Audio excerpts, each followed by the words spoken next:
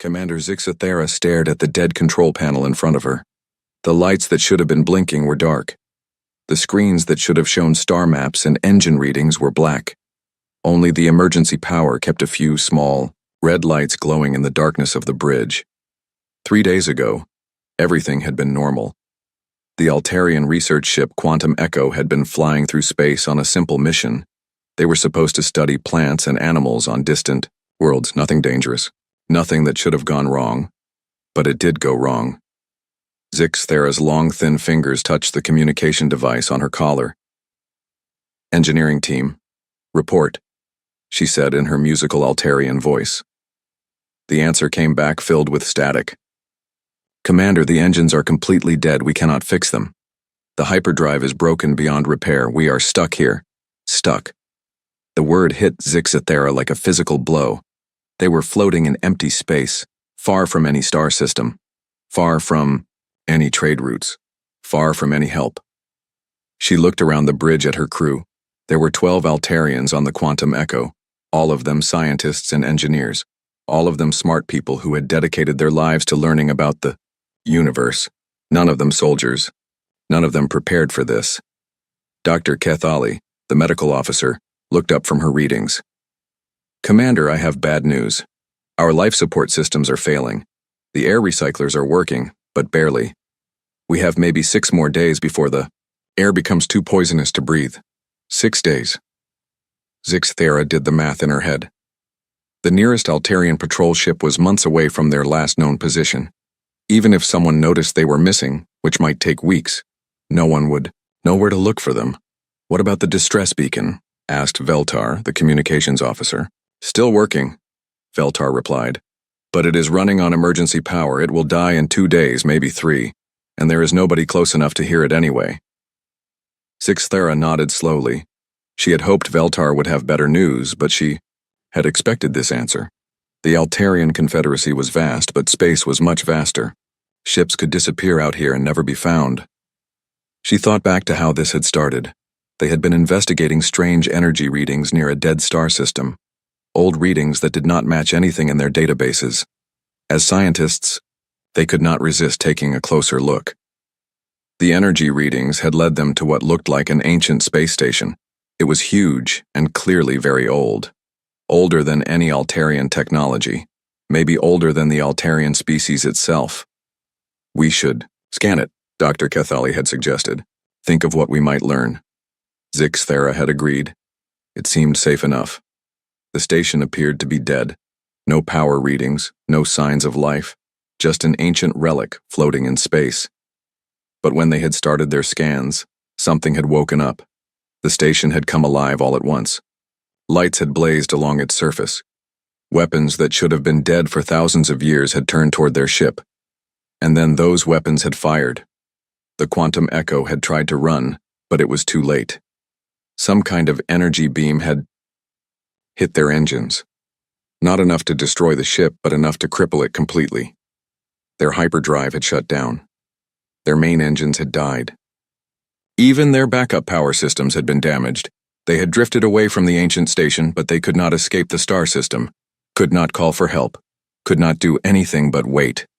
"Commander," said Bixtel, one of the engineers, "we are getting reports from all departments. Food supplies will last maybe 8 days. Water recycling is working but using a lot of power. Heat is, well, it is going to get very cold in here soon." Zixathera looked at the faces of her crew. They were trying to stay calm, but she could see the fear in their large dark eyes. Altarians were not built for this kind of crisis. Their species had evolved to be thinkers and researchers. They solved problems with their minds, not with violence or desperate action. "We need to make a plan," she said, trying to sound confident. "Let us think about this scientifically. What are our options?" "We could try to repair the engines," suggested Nixavara, the chief engineer. "With what parts?" Bixtel asked. "The damage is too severe. We would need components we do not have." "What about the escape pods?" Dr. Kethali asked. Veltar shook his head. "The pods only have life support for a few hours, and there's nowhere to go. We are between star systems." They sat in silence for a long moment. Outside the viewports, Stars glittered like tiny diamonds against the black of space. Beautiful and completely unreachable. We should send messages, Zixathara said finally. To our families, to the Confederacy. We should record what happened here. Maybe someday another ship will find our wreckage and learn from our mistakes. It was not much of a plan, but it was something. The crew nodded and began to disperse to their various tasks. Over the next 2 days, the situation grew worse. The temperature inside the ship dropped steadily as their power reserves drained away. The crew wore their heaviest clothes and huddled together for warmth. They ate less food to make their supplies last longer, but everyone knew it would not make much difference. Zixathara spent her time on the bridge, watching the stars and hoping for a miracle that would not come. Sometimes she activated the view screen to look at the ancient station they had found. It had gone dark again after attacking them, as if it had returned to its long sleep. She wondered what species had built it, what they had been trying to protect, whether they had ever imagined that their creation would still be killing innocent explorers thousands of years later. On the third day, Veltar approached her with a worried expression. "Commander, the distress beacon is getting weaker. It will stop working soon." "How long do we have?" "Maybe 6 hours. 8 at most." Zixathara nodded. She had known this moment would come. When the beacon died, their last connection to the outside, universe would be severed. They would be truly alone. "Keep monitoring it," she said. "And Veltar? Thank you. You have done excellent work under impossible circumstances." The communications officer's ears drooped with sadness, but he managed a small smile. "It has been an honor serving with you, Commander." As the hours passed, the beacon grew weaker and weaker. Veltar called out power readings that dropped steadily toward 0. The rest of the crew gathered on the bridge to watch. None of them spoke. There was nothing left to say. "Beacon power at 5%, Veltar reported. 3%. 1%. "Commander," Veltar said, his voice barely a whisper. "The beacon is—" He stopped. His large eyes went wide. He pressed his hands against his communication equipment and listened intently. "What is it?" Zixathara asked. "I am getting a response," Veltar said, his voice filled with disbelief. "Someone is answering our distress signal." The bridge erupted, in excited chatter. Zixathara felt her heart racing. "Are you sure? Who is it?" Veltar worked frantically at his controls, trying to boost their failing receivers. "The signal is very strange, Commander. It is using primitive radio frequencies instead of quantum communication, but it is definitely artificial, and it is getting stronger." "Can you translate it?" "I am trying, but the language is completely unknown." Wait. I think I have something." The bridge fell silent except for the soft hum of equipment. Then, through the static and interference, they heard a voice. It was harsh and alien, speaking in short, clipped sounds that their translation computer struggled to process. "Unknown vessel, this is Captain Sarah Chen of the United Earth Navy ship Defiant Resolve. We have received your distress signal. What is your status? Do you require assistance?" The translation was rough and full of gaps, but the meaning was clear enough. Someone had heard them. Someone was asking if they needed help. Zixathara looked around at her crew. Their faces showed a mixture of hope and fear. This was an unknown species with an unknown ship. They could be pirates or slavers or worse. But they were also the only hope the Quantum Echo had. "Veltar, open a channel," she ordered. "Channel open, Commander." Zixathara took a deep breath. "Unknown ship, this is Commander Zixathara of the Altarian vessel Quantum Echo. Our engines are destroyed. Our life support is failing. We desperately need help." There was a long pause. Then the alien voice came back, clearer this time, as their computers worked on the translation. "Quantum Echo, we read you. We are changing course to your position. Estimated arrival time is 47 minutes. Hold tight. Help is coming." Veltar looked at his instruments and gasped. "Commander, they were not lying. I am detecting a massive energy signature approaching at incredible speed. Whatever kind of ship they have, it is much more powerful than anything in our databases." Through the viewports, a new star appeared in the distance. But this star was moving, growing brighter as it approached. As it got closer, they could see it was not a star at all, but a ship. A huge, dark ship that seemed to absorb light rather, then reflect it. "By the Ancient Ones," whispered Dr. Kethali. What kind of species builds ships like that? The approaching vessel was massive, easily 3 times the size of the Quantum Echo. Its hull was angular and scarred, covered with weapon systems that looked designed purely for destruction. It moved through space like a predator, graceful despite its size. "They are hailing us again," Beltar reported. The alien captain's voice filled the bridge. "Quantum Echo, this is Defiant Resolve. We are beginning docking procedures. Prepare to receive boarding parties. We are coming aboard to assist with repairs and medical aid." Zixthara felt a chill that had nothing to do with the cold air. Boarding parties. These aliens wanted to come aboard their ship. With their obvious military power, they could easily take over the Quantum Echo and enslave its crew. Or worse, but what choice did they have? Without help, they would all be dead within days anyway. "Acknowledged, Defiant Resolve," she replied. "We will prepare to receive your boarding parties." As the massive warship moved into docking position, Zixthara wondered if they were about to be rescued or conquered. Either way, their fate was now in the hands of these unknown aliens who called themselves humans. The last thing she saw before the docking tube connected was the name painted on the side of the human ship in bold, aggressive letters: Defiant Resolve. Whatever happened next, Zixthara thought, at least they would not die alone in the cold darkness of space. The universe was about to become a much more interesting place. The docking tube connected to the Quantum Echo with a loud metallic clang that echoed through the ship. Zixthara and her crew waited on the main deck, not knowing what to expect. They had arranged themselves in what they hoped looked like a peaceful formation, but Zixthara could see the fear in everyone's eyes. The airlock hissed open, and the first human stepped through. Zixthara had tried to imagine what these aliens might look like, but the reality was more shocking than her wildest guesses. The human was shorter than most Altarians, but much broader and more muscular. Altarian bodies were thin and delicate, built for thinking and careful work. This creature looked like it was designed for fighting. The human wore some kind of armored suit that was clearly military. Its face was hidden behind a protective helmet, but Zixthara could see eyes that looked around the room quickly and carefully, taking in every detail. This was a predator studying its environment. More humans came through the airlock. All of them were armed. All of them moved with the same careful, dangerous grace. Zixthara counted 6 of them before their leader stepped forward and removed her helmet. The human leader was female, with short dark hair and skin that was darker than any Altarian's pale complexion. Her face was hard and weathered, marked by what looked like old scars. But her eyes, while alert and watchful, did not seem cruel. "Commander Zixthara?" the human asked. Her voice was rough but not hostile. "Yes," Zixthara replied, her own voice barely a whisper. "I am Commander Zixthara." The human leader nodded once. "I am Captain Sarah Chen of the United Earth Navy. We received your distress signal and came as quickly as we could. What is your situation?" Zixthara looked around at her crew, then back at the humans. These aliens had weapons that could kill everyone on the ship in seconds. They had a warship that could destroy the Quantum Echo without effort. But they were asking about the situation, not demanding surrender. "Our engines are completely destroyed," Zixthara explained.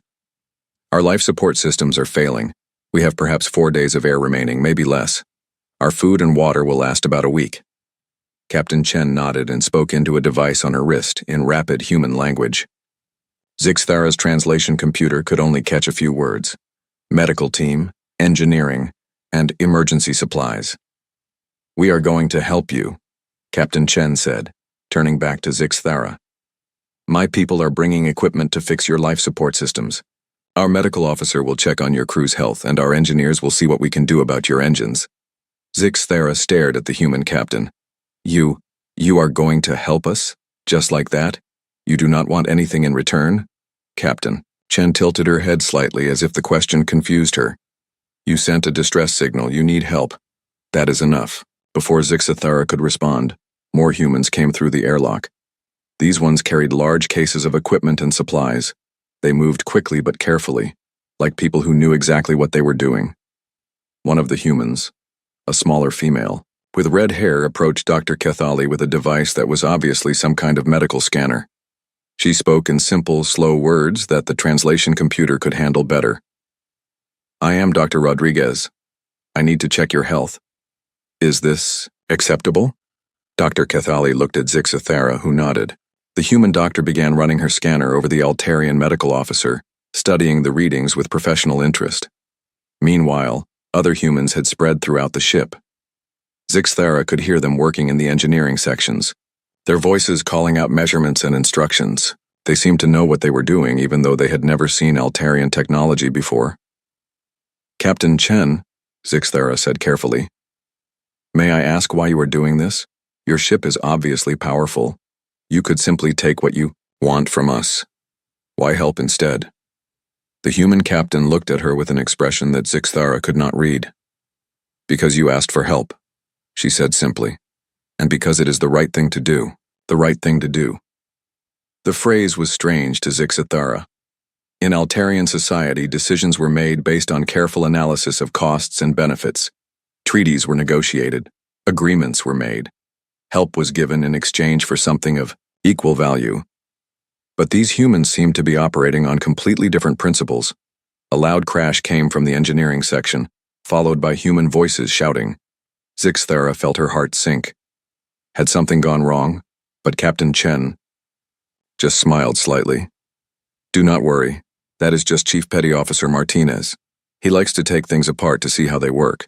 Usually he can put them back together better than before. A few minutes later, a human voice called out over the ship's communication system. Captain Chen, this is Martinez. Good news and bad news. Bad news is that their hyperdrive is completely fried. Good news is that we can get their life support running at full capacity within 2 hours. Their sublight engines are damaged but repairable. We can have them flying again, just not jumping to hyperspace. Captain Chen pressed her wrist device. Understood, Martinez. What do you need? Some parts from our fabrication unit, and maybe 6 more hours of work. These Altarian systems are actually pretty elegant once you figure them out. Zixathara felt a wave of relief wash over her. They would live. Whatever happened next, her crew would not die in the cold darkness of space. Captain Chen, she said, I must ask again, what do you want in return for this help? Our ship has some scientific equipment that might be valuable. Our databases contain star charts and research data. We can offer. Captain Chen held up a hand to stop her. We do not want anything from you. We are happy to help. But there must be something. Some kind of trade. Some kind of agreement. The human captain shook her head. The only thing we want is for you to get home safely to your families. Zixathara felt her legs go weak. This was completely outside her understanding. No species helped others without expecting something in return. It went against the basic logic of survival and resource management. Dr. Rodriguez approached them, looking concerned. Captain, I need to speak with you privately. The 2 humans moved to a corner of the room and talked in low voices. Zixathara could see Dr. Rodriguez pointing at her medical scanner and shaking her head. Captain Chen's expression grew serious. They came back to the group, and Dr. Rodriguez addressed Dr. Cathali directly. Your people are suffering from oxygen deprivation and malnutrition. It is not critical yet, but it will be soon. We need to get some of our emergency air supplies connected to your life support system immediately. Dr. Cathali nodded weakly. Zixathara noticed for the first time that her medical officer's skin had a slightly blue tint that indicated low oxygen levels. How had she missed that? Martinez, Captain Chen called into her wrist device. Medical priority. We need emergency air supplies connected to their life support right now. On it, Captain. Give me 10 minutes. True to his word, 10 minutes later, the air on the ship began to smell fresher and cleaner. Zixathara took a deep breath and felt her mind clearing. She had not realized how bad the air had gotten. Dr. Cathali's color began to improve almost immediately. Dr. Rodriguez stayed close to her, monitoring her condition with obvious concern. Thank you, Dr. Cathali whispered to the human doctor. No need to thank me, Dr. Rodriguez replied. This is what we do.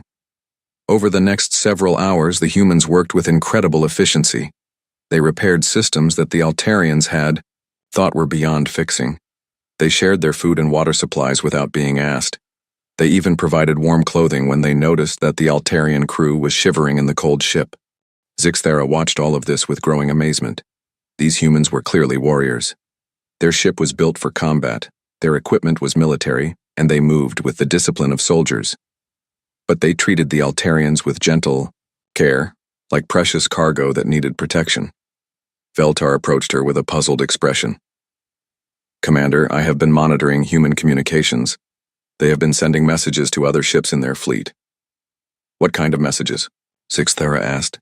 "They are reporting our situation and requesting additional supplies. But here's the strange part. They are also asking for diplomatic specialists and xenobiologists to be sent to our location." "Why would they want diplomats?" "I think," Veltar said slowly, "they want to make sure they handle first contact with our species correctly. They are worried about making mistakes that might offend us or cause problems later."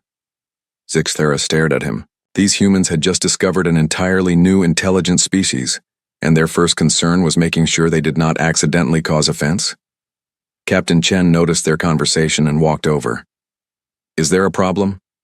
"Captain," Zixthera said carefully, "my communications officer tells me you have contacted your fleet about us." "Yes," Captain Chen said. "We have reported the situation and requested additional assistance." "What kind of assistance?" "People who are smarter than me about first contact situations. Scientists who can help us understand your technology better so we can provide better repairs. Medical specialists in case your physiology is different. Enough to require special care, that sort of thing." Zixthera felt her worldview shifting. Everything she thought she knew about how intelligent species behaved was being challenged by these humans. "Captain Chen," she said, "in my experience, when two unknown species meet for the first time, the result is usually conflict. War, even. You have superior technology and firepower. You could easily conquer our ship and take us prisoner. Why do you not?" Captain Chen looked genuinely shocked by the question. "Why would we do that? You have done nothing to harm us. You are just people who needed help. But we are competitors for resources. Our species might conflict over territory or trade routes in the future." "That might happen," Captain Chen agreed. "But it has not happened yet. Right now you are just people who need help. And we help people who need help. That is what humans do." A loud beeping sound came from the ship's systems and Martinez's voice echoed through the corridors. "Captain, we have restored full life support. Air recycling is operating at 100% efficiency. Temperature controls are back online. They should be comfortable now." The change was immediate. Warmth began to flow through the ventilation system, and the air became crisp and clean. For the first time in days, Zixthera felt like she could breathe easily. "What about the engines?" Captain Chen asked. "Sublight engines will be operational in about 4 more hours. But Captain, that hyperdrive is completely destroyed. They are not going anywhere fast without it." Captain Chen turned to Zixthera. "How far is your nearest base or colony?" Zixthera did some quick calculations. "About 3 months at sublight speed. That is too far. Your supplies would not last that long, even with our help." Captain Chen was quiet for a moment, thinking. Then she pressed her wrist device again. "Martinez, what would it take to get their hyperdrive working?" "We would need to replace the entire hyperdrive core, Captain. We do not have those kinds of parts." Captain Chen nodded. "Understood." She looked at Zixthera. "We will escort you to the nearest human outpost. From there we can arrange transportation to get you back to Altarian space." "You would do that? Take us to your territory?" "Unless you have a better idea." Zixthera looked around at her crew. They were all listening to the conversation, and she could see hope returning to their faces for the first time in days. "Captain Chen," she said, "I do not understand your species at all, but I am very grateful that we found you instead of someone else." Captain Chen smiled, and for the first time, Zixthera saw warmth in the human's eyes instead of just professional competence. "You did not find us, Commander," she said. "We found you, and that made all the difference." Outside the viewports, stars continued to glitter in the darkness. But now they no longer looked cold and hostile. They looked like stepping stones on a path that would lead the quantum echo home. The next few hours changed everything Zixthera thought she knew about the universe. She watched the humans work with her crew, and what she saw challenged every assumption her species had about how intelligent beings interacted. The humans did not just help, they taught. They shared their knowledge freely, showing Altarian engineers better ways to maintain their systems. Chief Petty Officer Martinez, a stocky human with graying hair and gentle hands, worked alongside Bixtel to repair the Quantum Echo's environmental systems. But instead of just fixing the problem, he explained each step in simple terms that the translation computer could handle. "Your people built this system very well," Martinez said, pointing to a complex array of pipes and filters. "Much more elegant than our designs. But see this connection here? It is a weak point. If you reinforce it like this." He showed Bixtel how to add a simple bracket that would prevent future failures. Bixtel watched everything with wide eyes. "Why are you teaching me this? This knowledge could be valuable to your people." Martinez looked confused. "Knowledge is only valuable if it helps people. If I teach you, then your people will be safer. That makes the universe a better place." Dr. Rodriguez worked with Dr. Kethali in the medical bay, comparing notes on Altarian and human physiology. The differences were significant. Altarians needed less oxygen but more specific nutrients. Their hearts beat slower but had more chambers. Their blood was blue instead of red. But the human doctor treated these discoveries with fascination instead of suspicion. "Remarkable," Dr. Rodriguez said, studying her scanner readings. "Your cardiovascular system is much more efficient than ours. And your brain chemistry. This is incredible. You must have much better memory retention than humans. Is that useful information for your military?" "Doctor?" Kethali asked nervously. Dr. Rodriguez looked shocked. "Military? No, this is medical knowledge. I am learning how to better treat your people if any of them ever get injured around humans. Why would the military want this?" Dr. Kethali did not have an answer for that. Captain Chen spent her time moving between work groups, checking on progress and making sure everyone had what they needed. But Zixthera noticed that the human captain also spent time just talking with the Altarian crew members, asking about their families, their work, their hopes for the future. "You have children?" Captain Chen asked Nixvara, the young engineer who had shown her pictures from his personal data pad. "2 younglings," Nixvara replied with obvious pride. "They are just beginning their education cycles." "What do they want?" "To be when they grow up. My eldest wants to be a starship designer. She draws pictures of new ship types all the time. My youngest thinks he wants to be a xenobiologist like Dr. Kethali."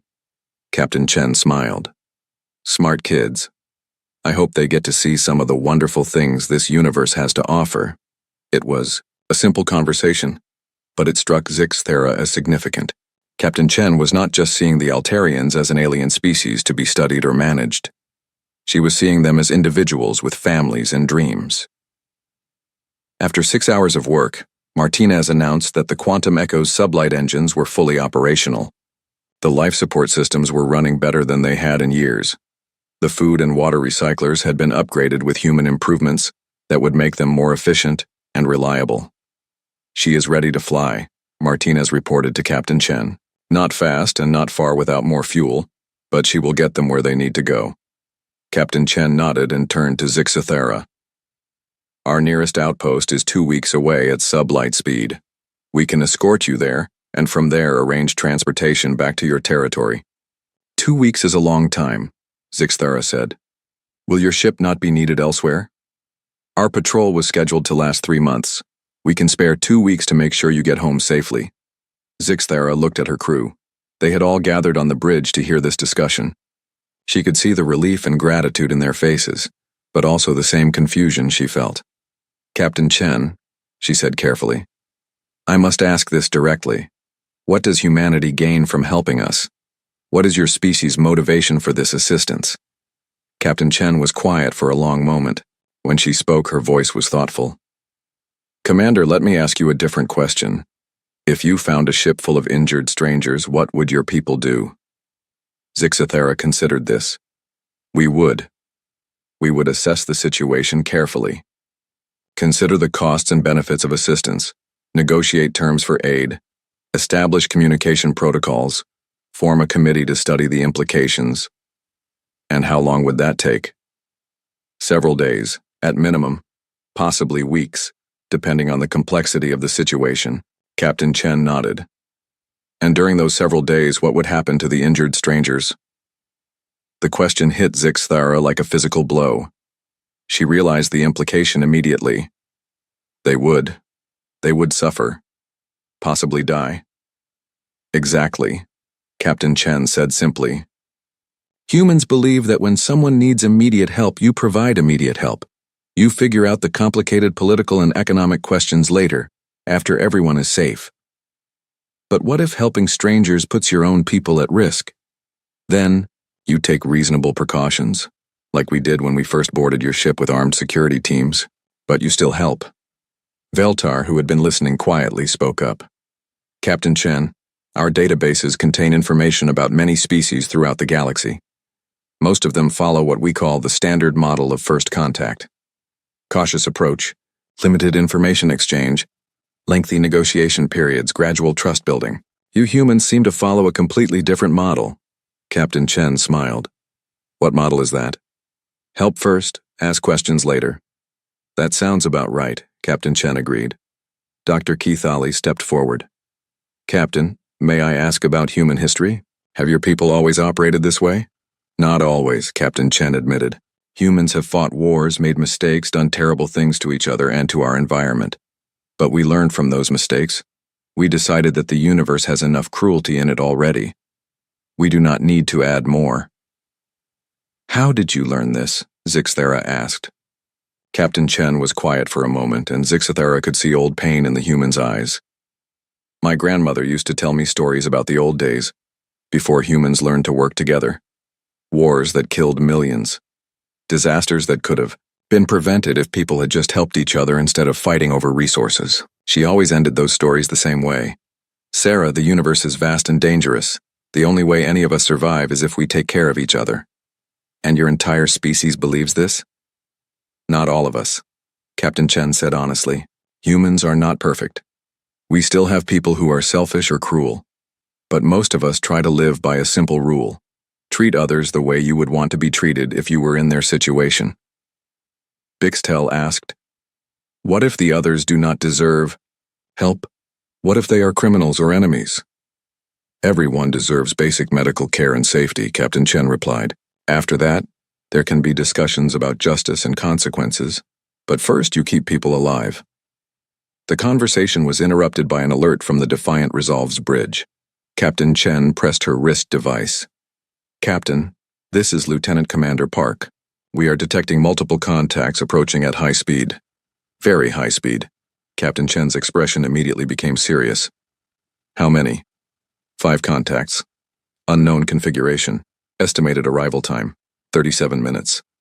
Zixthara felt her blood turn to ice. Captain Chen, this sector is supposed to be empty. There should not be any ships here. Captain Chen was already moving toward the airlock. We need to get back to our ship immediately. Commander Zixthara, I want you and your crew to prepare for emergency maneuvers. What kind of ships could they be? Dr. Keithali asked. Veltar was working frantically at his communication console. Commander, I am getting energy readings on long-range sensors. These signatures, they match Krill hunting ships. The name sent a wave of terror through every Altarian on the bridge. The Krill were legends, nightmare stories told to frighten children, ancient predators that swept through civilized space every few generations, harvesting technology and enslaving entire populations. Are you certain? Zixthara asked, though she could see the answer in Veltar's terrified expression. The energy signatures are unmistakable. 5 Krill bioships, each one capable of destroying a dozen ships like ours. Captain Chen had stopped at the airlock. She looked back at the Altarians, and Zixthara could see the human making a decision. Defiant Resolve, this is the captain. Prepare for combat operations, all hands to battle stations. Captain, Zixthara said urgently, you do not understand. The Krill are not just another hostile species. They are living nightmares. Their ships are grown, not built. They have weapons that can tear holes in space itself. No single ship has ever survived an encounter with a Krill hunting pack. Captain, Chen nodded calmly. Then I guess we will be the first. You should run, Zixthara insisted. Your ship is fast. You can escape before they arrive. There is no shame in retreating from the Krill. And leave you here defenseless? We are already doomed. There is no point in both ships being destroyed. Captain Chen looked at her with an expression that Zix Thara would remember for the rest of her life. It was not anger or fear or resignation. It was something much simpler and much more powerful. "Commander," Captain Chen said quietly, "we do not abandon people who need help. That is not who we are." She pressed her wrist device.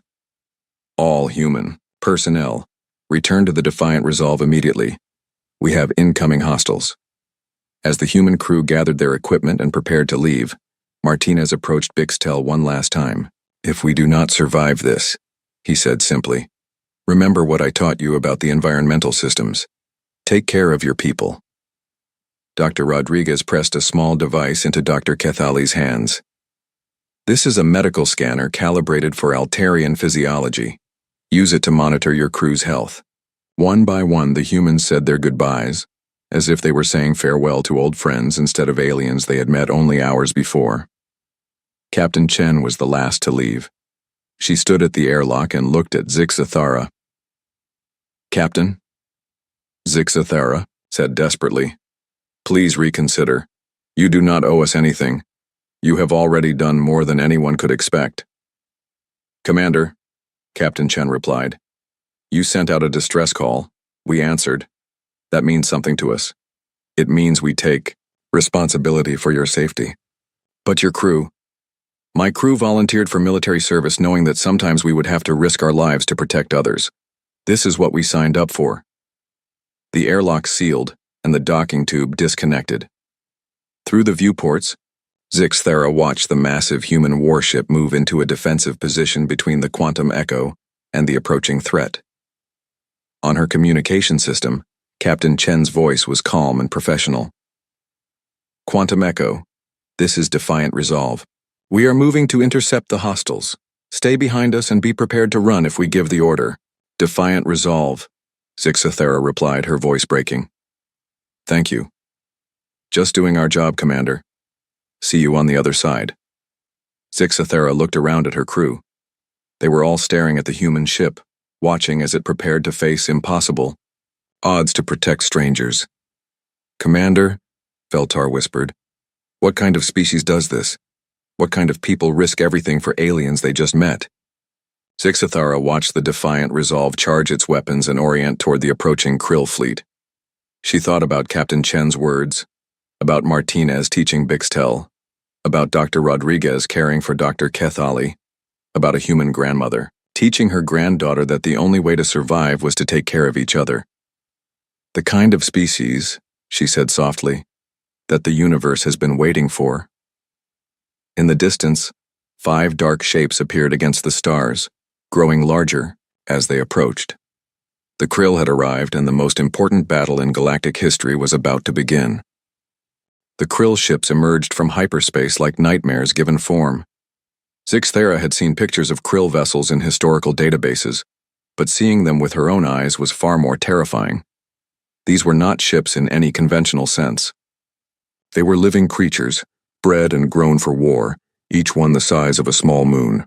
Their hulls were black and organic, pulsing with veins of dark energy. Weapon pods grew from their surfaces like tumors, and their fronts were shaped like massive jaws lined with teeth made of crystallized metal.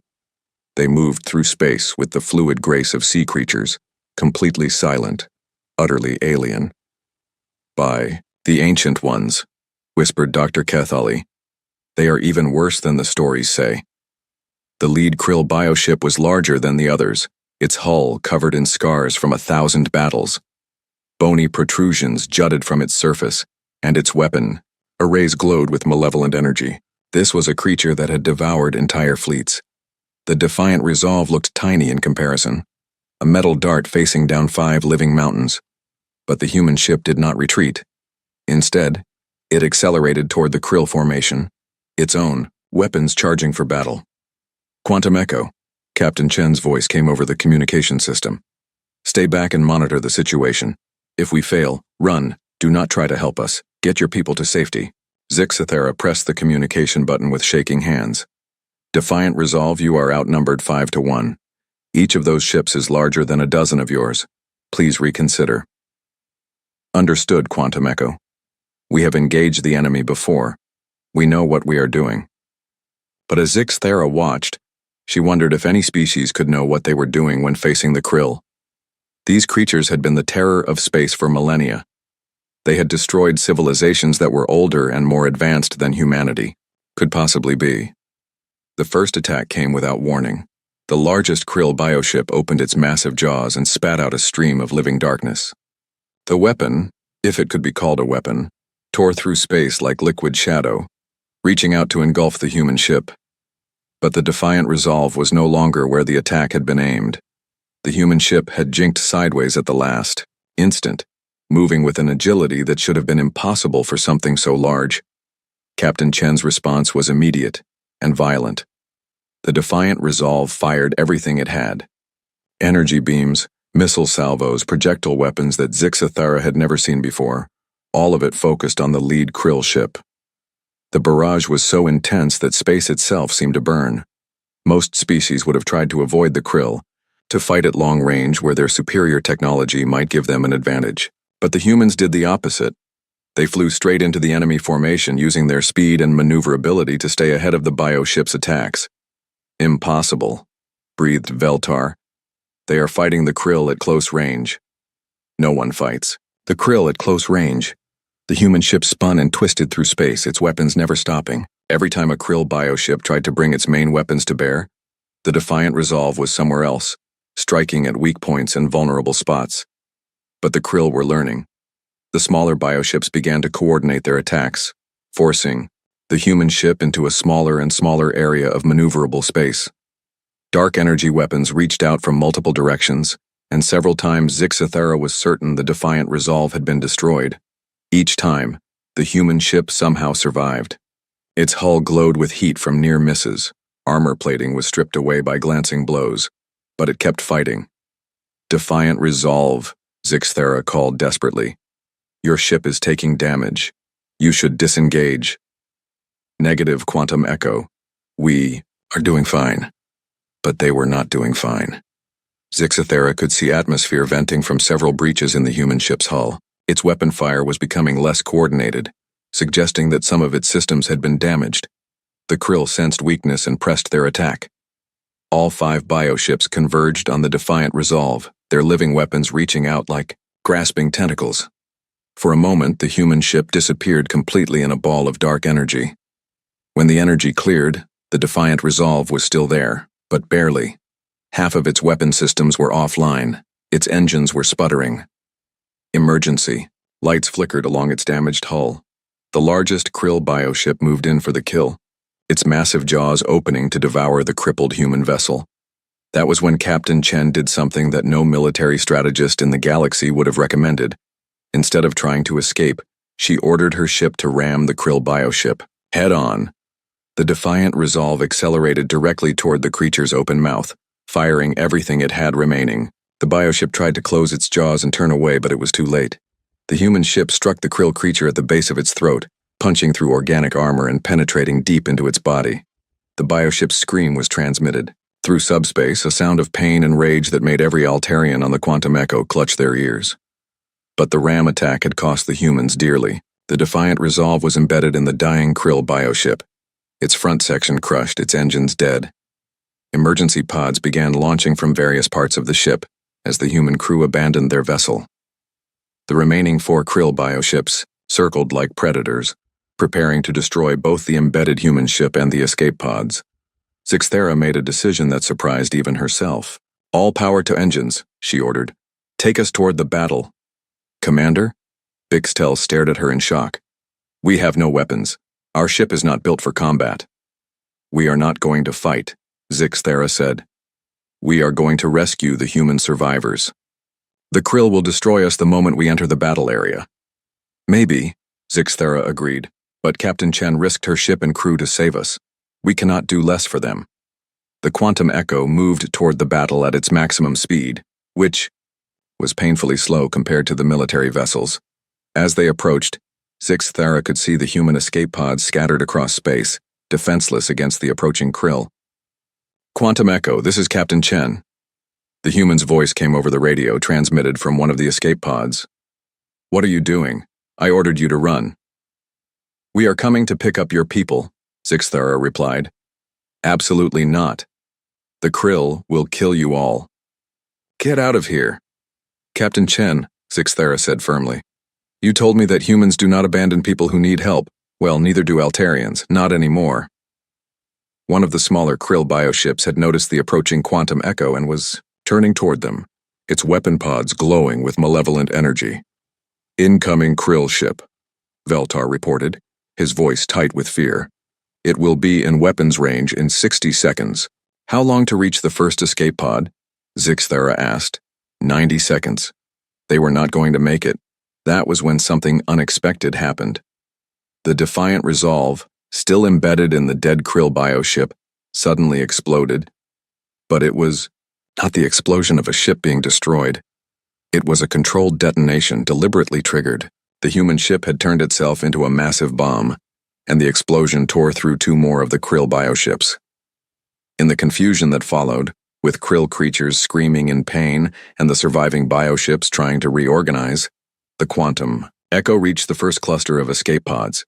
Emergency docking procedures, Zixthera ordered. Get those humans aboard as quickly as possible. The Altarian crew worked with desperate efficiency, pulling human survivors aboard through emergency airlocks. Many of the humans were injured, and Dr. Kethali did her best to provide medical care with the equipment Dr. Rodriguez had given her. Quantum Echo, this is Lieutenant Commander Park, came a voice from one of the pods. I am the senior surviving officer. Captain Chen's pod was damaged in the explosion. We need to reach her immediately. Where is she? Zixthera asked. Bearing 27 Mark IV, about 3 kilometers from your position. Zixthera looked at her sensors. Captain Chen's escape pod was drifting directly toward one of the surviving krill bioships. We see her, Zixthera said. We are moving to intercept. The quantum echo changed course, racing toward the damaged escape pod. Behind them, the 2 surviving krill bioships were recovering from the explosion and beginning to pursue. Commander, Veltar said urgently, the krill ships are gaining on us. Our engines cannot outrun them. Zixthara looked at the tactical display. The math was simple and terrible. They could reach Captain Chen's pod, but they would not have time to dock and rescue her before the krill caught up. Unless... Bixtel, she called to her engineer. Can you transfer all power from life support and artificial gravity to the engines? Yes, but we would only have about 10 minutes of air and we would be floating around the ship without gravity. Do it. The lights dimmed as power was redirected. The artificial gravity shut off and everyone began floating, but the quantum echo accelerated, closing the distance to Captain Chen's pod. They reached her just as the first krill bioship came, into weapons range. Emergency pickup, Zixthara ordered. 30 seconds maximum. Dr. Kethali and 2 other Altarians flew through the ship's corridors in 0 gravity, reaching the airlock where Captain Chen's damaged pod had just docked. The airlock cycled open, and Captain Chen floated inside. She was conscious but clearly injured, her human blood bright red against her pale skin. You came back for me, she said weakly. Of course we did, Dr. Kethali replied, helping the human captain toward the bridge. That is what friends do. Behind them, dark energy weapons reached out from the pursuing krill bioships, barely missing the quantum echo's engines. All humans recovered, Lieutenant Commander Park reported. 17 survivors total. Power restored to engines, Bixtel called out. But we are still not fast enough to escape. Zixthara looked at the tactical display one more time. The 2 surviving krill bioships were closing in, their weapons charging for a final attack. They had saved the humans, but now they were all going to die together.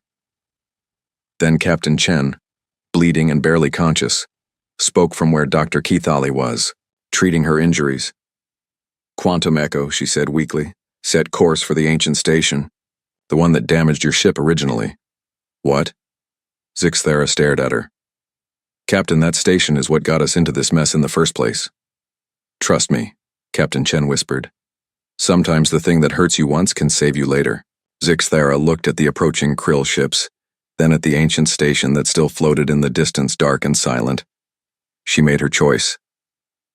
Set course for the ancient station, she ordered. Maximum speed.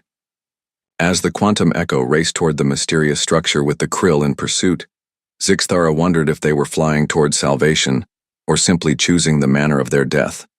Either way, they would face it together, human and Altarian, united by something stronger than species or technology. They had found something worth dying for, each other. The ancient station grew larger in the viewports as the quantum echo raced toward it at maximum speed. Behind them, the two surviving Krill bioships followed like living shadows, their weapons charging for a final killing blow. Captain Chen, Zixthara called to the injured human officer who was being treated by Dr. Kethali. What exactly are we hoping to find at that station? Captain Chen struggled to sit up, her face pale from blood loss. When your ship first approached the station, it came alive and attacked you, right? Yes, but it was defending something. Stations like that are usually automated guardians. If we can get close enough to trigger its defenses again, it will attack us too, Zixthara pointed out. We barely survived the first time. Maybe, Captain Chen agreed. But the Krill are right behind us. At least this way we have a chance. Lieutenant Commander Park, the senior surviving human officer, floated over to join the conversation. Captain, with respect, that station crippled the quantum echo with a single shot. If it fires on us again, then we die trying something instead of just running until we get caught, Captain Chen replied. Sometimes that is the best you can do. Through the ship's communication system, Veltar's voice called out urgently. Commander, the Krill are gaining on us. They will be in weapons range in 2 minutes. How long until we reach the station? Zixthara asked. 3 minutes, maybe 4. They were not going to make it. Zixthara looked around the bridge at the mixed crew of humans and Altarians working together. A few hours ago, these species had never met. Now they were united in a desperate attempt to survive. All stop, she ordered suddenly. Commander? Bixtel stared at her in shock. If we stop, the Krill will catch us. Exactly. Zixthara turned to face the group. We cannot outrun them and we cannot fight them. But maybe we can outsmart them. Captain Chen's eyes lit up with understanding. You want to let them catch us? I want them to think they have caught us. Veltar, can you make our engines look like they have failed? Make it seem like we are drifting helplessly? Veltar's fingers danced over his controls. I can shut down the main engines and vent some plasma to make it look like we have been damaged. But Commander, if this does not work, we were dead anyway, Zixthara said simply. The quantum echo suddenly went dark and began to drift. From the outside, it would look like their engines had finally failed, leaving them defenseless in space. The Krill took the bait. Both bioships slowed their approach, circling the apparently helpless vessel like predators, savoring their victory. Through the viewport, Zixthara could see their organic hulls pulsing with anticipation. They are moving into capture position, Lieutenant Commander Park observed. They want to take us alive. That is what I was hoping for, Zixthara said. Veltar, how close are we to the ancient station? 2 kilometers in closing. We are drifting toward it on residual momentum. The larger of the 2 Krill bioships moved closer to the quantum echo, extending what looked like metallic tentacles. To grab hold of the smaller ship, the creature's massive jaws opened slightly, revealing rows of crystalline teeth designed to tear through metal hulls. 1 kilometer to the station, Veltar reported. Whatever we are going to do, we need to do it soon. That was when the ancient station came alive. Just as it had when the quantum echo first approached, lights blazed along the massive structure's surface. Weapon systems that had been dormant for millennia rotated toward the new arrivals. And this time, there were multiple targets to choose from. The station's artificial intelligence, or whatever passed for intelligence in something so old, made its choice quickly. The Krill bioships were clearly the greater threat, armed and aggressive, while the quantum echo was apparently helpless. The station fired. The beam that lanced out from the ancient structure was not the relatively gentle warning shot that had disabled the quantum echo days earlier. This was the full power of a defensive system built by a species that had faced the Krill before and learned to fear them. The energy beam struck the larger Krill bioship amidships, and the creature's scream echoed through subspace as its organic hull was torn open. The bioship tried to retreat, But the station's weapons tracked its movement, firing again and again until the living vessel was nothing but expanding gases and twisted metal. The second Krill bioship tried to flee, but the ancient station's targeting systems were implacable. Another beam reached out across space, striking the creature in its propulsion organs. Crippled, the bioship spun helplessly as the station's weapons finished it off. In the space of 30 seconds, the ancient Guardian had destroyed two of the most feared predators in the galaxy. By the ancient ones, Dr. Kethali whispered. What species built something that powerful? Captain Chen smiled weakly. A species that understood the same thing humans learned. Sometimes you have to fight the monsters, no matter how big they are. The ancient station's weapons powered down, and its lights dimmed back to their dormant state. But before it returned to complete silence, something unexpected happened.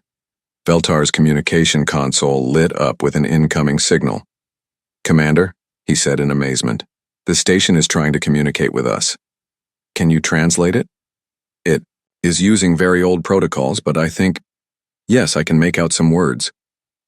The voice that came through the speakers was mechanical and ancient, speaking in a language that predated most known civilizations. But the translation computer was able to extract meaning from it. Greetings, travelers. The Krill threat has been eliminated. Are you in need of assistance? Zixthara stared at the communication panel. It is asking if we need help. Just like we did, Captain Chen observed. Maybe that is what this station was built for. Not to attack travelers, but to protect them from things like the Krill. Lieutenant Commander Park was studying the sensor readings. If that is true, then why did it attack the quantum echo originally? Because we were scanning it with active sensors, Zixthara realized. It probably interpreted that as hostile action. But ships that are just passing through or ships that are clearly in distress, it protects them, Captain Chen finished. Veltar looked up from his console.